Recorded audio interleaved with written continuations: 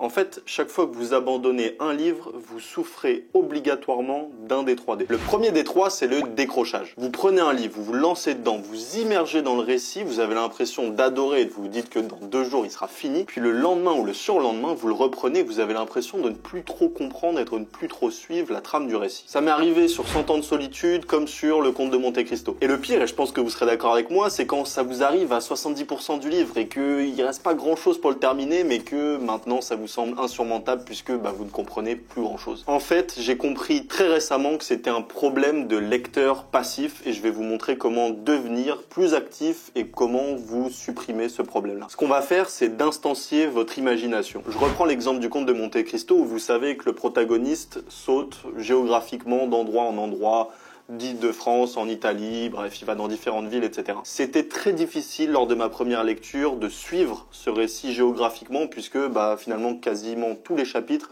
ils changent d'endroit. Instancier votre imagination, ça sert par exemple à faire de cette navigation géographique une espèce de mini-carte que vous allez dessiner au fur et à mesure sur la première page de votre livre et qui va vous permettre au fur et à mesure des chapitres de dire écoutez, là, le Comte de Monte Cristo est à cet endroit, il a rencontré tel personnage. Cet exercice va faire de vous un lecteur actif plutôt que passif, ce qui est formidable pour votre vitesse de lecture et votre immersion dans votre récit. Mais l'avantage aussi, c'est qu'il constituera un espèce de pense-bête qui vous soignera de tous les moments où vous pourrez vous perdre pendant votre récit, et d'autant plus si ce récit est plutôt long. Et c'est justement en parlant des livres longs que j'aimerais introduire le deuxième D, à savoir la démotivation. La démotivation, c'est peut-être la plus frustrante des 3. Tout simplement parce qu'elle porte sur des livres qui sont potentiellement les plus profonds que vous allez pouvoir lire dans votre vie, mais qui ont le chic aussi d'être souvent d'une longueur parfois harassante et qui va à certains moments vous faire ressentir de grosses longueurs qui vont vous fatiguer et qui très souvent vont vous pousser à attraper le livre et à le reposer sur votre table de chevet et à ne plus jamais l'ouvrir. Si vous suivez la chaîne depuis un certain moment, vous savez qu'en lecture rapide, une technique qu'on va utiliser à ce moment-là, c'est l'écrémage. Mais le problème de l'écrémage, et j'en ai été la première victime, c'est que ça peut vous rendre fondamentalement passif comme lecteur, et on l'a vu, c'est précisément ce qu'on veut éviter. Plus vous allez apprendre à sauter rapidement certains passages qui vous semblent un peu longs, plus vous allez être tenté de le faire davantage et donc de perdre la saveur du récit que vous êtes en train de lire. Mais dans une récente vidéo, j'ai trouvé quelque chose de différent. Cette technique, je l'ai appelée le découpage, je l'ai associé à Descartes, mais en fait c'est quelque chose que je pense que tout lecteur, possiblement vous, l'ayez fait quand vous étiez jeune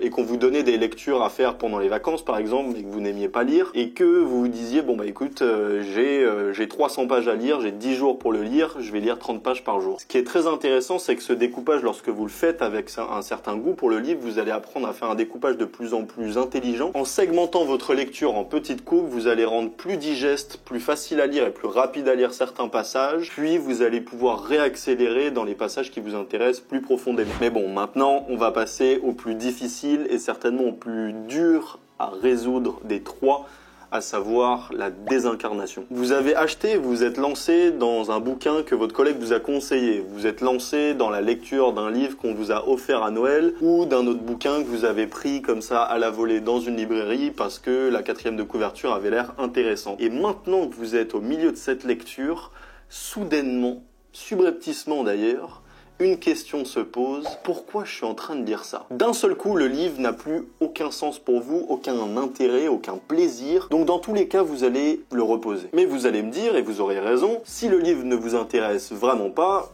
il est plutôt intelligent de le reposer. Et c'est là, chers amis, tout le problème de la désincarnation. C'est quand le bouquin que vous êtes en train de reposer, finalement, a un réel intérêt, mais que vous n'êtes pas capable de voir à ce moment-là pour vous. Il y a quelques semaines, je me suis lancé dans un des plus grands défis de lecture que je me suis posé dans ma vie, le rapport du GIEC, les 3000 pages du rapport du GIEC, et vous imaginez bien que la question de me dire « mais quel intérêt ça a pour moi de me lancer dans cette lecture ?» m'est venue à peu près, je dirais entre 20 et 30 fois pendant tout ce défi. Et c'est paradoxalement dans cette vidéo que j'ai aussi trouvé la solution, à savoir le journal de bord. Petit à petit, centaines de pages après centaines de pages, j'avais une pulsion, un besoin de noter mes impressions, mes pensées, mes craintes, mes peurs, tout ce que j'avais dans mon cœur et dans mon cerveau pour pouvoir me créer ce que j'ai appelé un narratif de lecture, c'est-à-dire une histoire commune entre moi et ce rapport du GIEC, quelque chose qui allait être de l'ordre d'une relation comme celle qu'on pourrait avoir avec un ami, une relation amicale où on partage nos pensées et qui va permettre de renforcer ma connexion avec cet ouvrage, va permettre de me créer des souvenirs, va me permettre de créer un journal de bord tangible avec des phrases que j'ai écrites et qui va tellement renforcer le sens de cette lecture que je ne vais plus pouvoir l'abandonner. Je vous en ai dit plus dans la vidéo originale que je vous invite à aller voir pour approfondir ce concept de journal de bord. Essayez si le cœur vous en dit et si vous rencontrez ce genre de problème comme les 3D et je serai ravi d'en discuter avec vous par mail.